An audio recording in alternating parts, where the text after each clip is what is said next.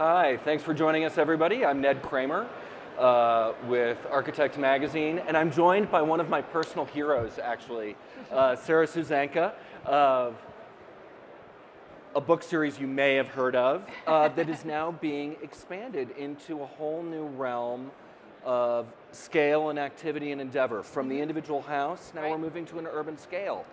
Yes, I haven't written the book yet, but Yes. I've been talking a lot around the country recently about what I call not so big community.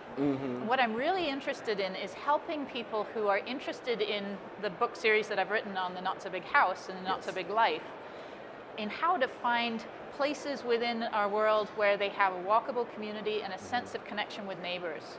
And so actually here at the convention yesterday, I gave a talk with Ross Chapin, who's written a wonderful book called Pocket Neighborhoods, which is right in line with the whole not so big message. Yes. I've also, last week was at CNU, Congress for the New Urbanism, giving a keynote about not so big community, looking at how they are working with walkable communities and the need for really connecting with the general public about what this means, because they've done an incredible job at talking with each other and articulating the message. But I think now, just like with architecture, we have to be able to talk to the general public and explain what it is in very simple language that will allow them to access the meaning.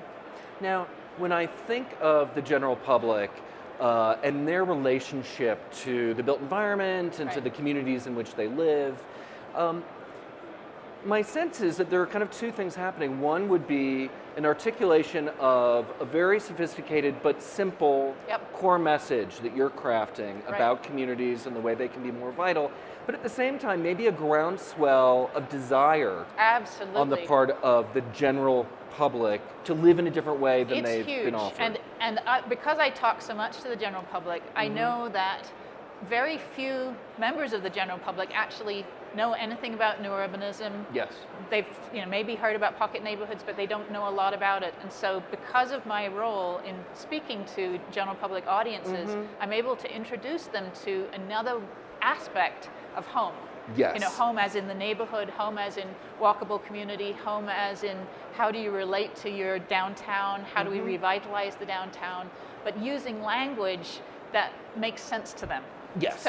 So just as with the language that I developed to explain what architects do, so that people can say, I want that. Yes. I'm trying to do the same thing right now with community design. So for most people, the decision about a neighborhood, which neighborhood to move into, the decision to buy a specific house, this is one of the most important decisions that someone makes in their lives. I mean, it's the most important financial decision for the vast majority of Americans. Right. And it has always fascinated me knowing that the amount of information the public generally has access to around that critical decision is so much less than there is around what movie to go to that weekend. So true. I mean, part of what inspired me to start writing the Not So Big House series in the beginning, that was back in the late 90s, was because I saw that people were using less information than they were to buy a toaster